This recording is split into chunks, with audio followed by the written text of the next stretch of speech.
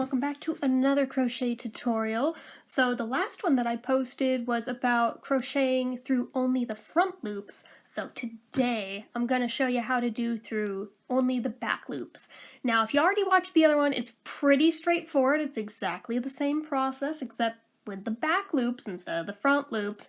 But if you didn't watch that video and you just searched manually for how to do this technique, this video is for you. Or if you want to do it along with me, feel free. So, kind of go ahead and start like you would for any crocheting. I'm just going to do a little swatch, so the number of chains really doesn't matter here. I'm just teaching the technique, so I'm going to chain 21, just like I did last time, so I can have a swatch of 20 stitches across, because it's a good length to really get going and start showing you guys how to do the thing. So, 1, 2, 3, 4, 5, 6, 7, 8, 9, 10, whoops, let's try that again, 10, I'm trying to work around the hinge arm here that I've got my iPod on, 11, whoopsies, let's redo 11, accidentally ate it, 11, 12, 13, 14, 15, 16, 17, 18, 19, 20, 21. Now, just like I mentioned in that other video, whenever I do my foundation chain, my own personal preference happens to be to work in the little ridges from the underside of the chain. Most people go through both loops on top.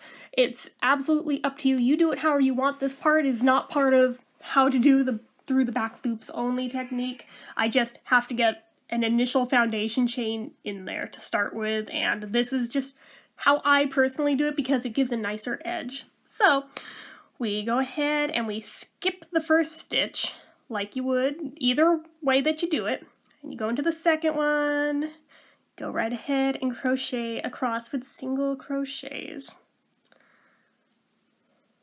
Whoops, just like that. This part is just normal single crocheting because it's only the first row. This doesn't count towards the technique, we just gotta get it down.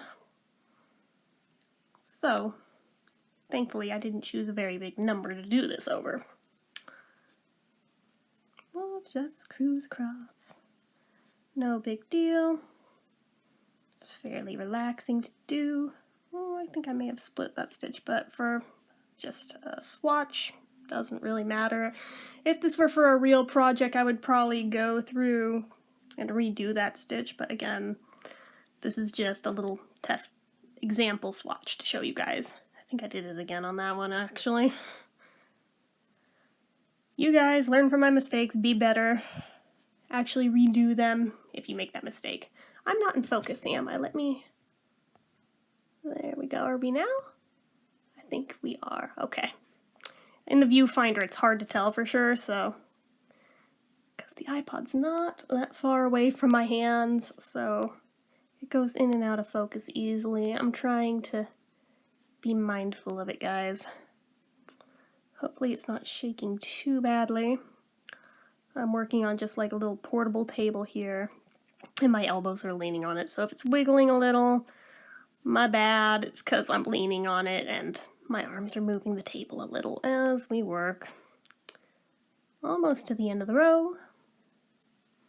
Here we go.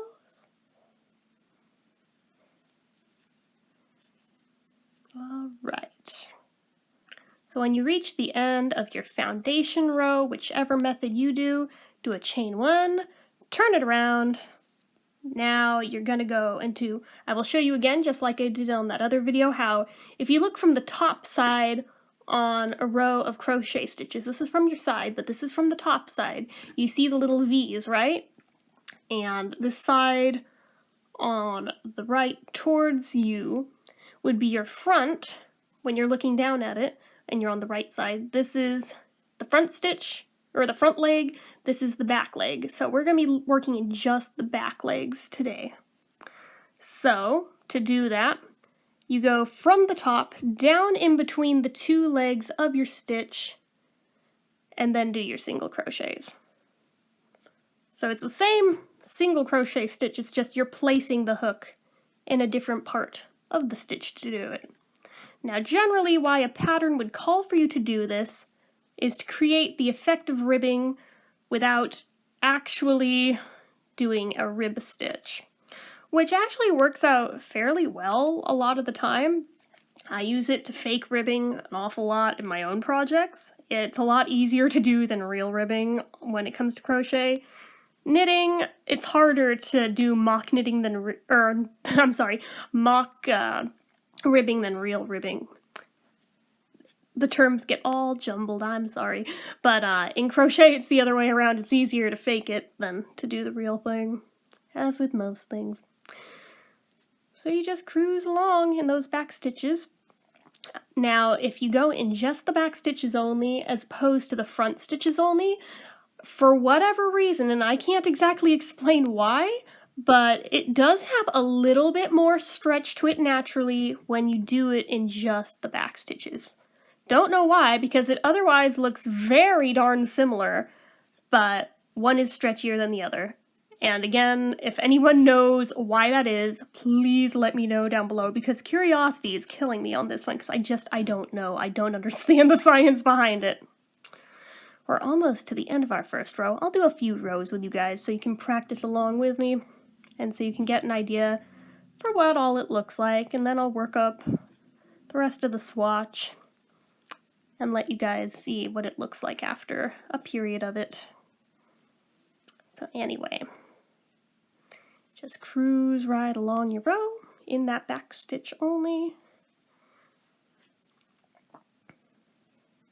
Some people learn to crochet thinking that normal single crochet stitches are done this way, but again, as I mentioned in my other video, if you do it this way, there will always be a ridge after every single row.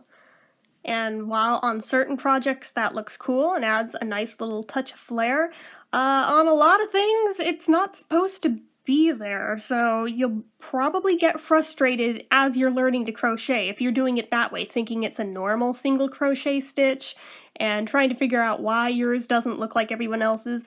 That would be why. And this was a mistake I did indeed make when I was very first learning to crochet, because it seemed like of the different crochet tutorials I was watching for just learning how to single crochet, a lot of people made that mistake and did not clarify. So I just didn't know, and it's part of what confused me so much about where you place the hook on each stitch, because it seemed like everybody did it differently. So at least now I know, and now I can explain it to you guys, as I wish somebody had so easily could have explained to me. Even my friends who are crocheters, even my relatives who are crocheters, did not shed light on this for me, for why I was struggling so much to make my items look like the patterns that they were meant to be following.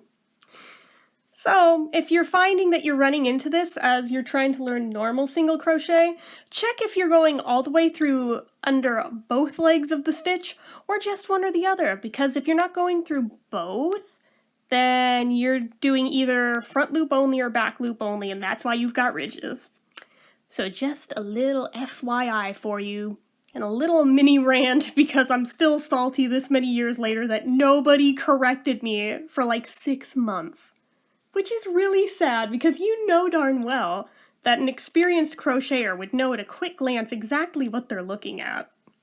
And exactly why I was having the complaint of why are there lines on my crochet when there's not supposed to be lines.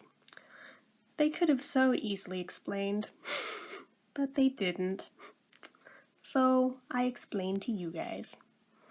We're almost at the end of our second row already. That goes by quick. For me, I find that it's also easier to perform the back loop only. There's so many loose hairs in this random ball of yarn. My apologies. I find it easier to do the back loop only than the front loop only by a little bit. I mean, they're both pretty simple, but I always have to like pause with the front loop only to make sure I'm only catching that front stitch and not the back one. Whereas the back one, you have to do it on that first stitch in there. But beyond that, it pretty much sorts itself out really quickly, really easily. And you can kind of just go by feel. You know you're aiming towards the middle, and when you're doing that, it's aiming towards the back.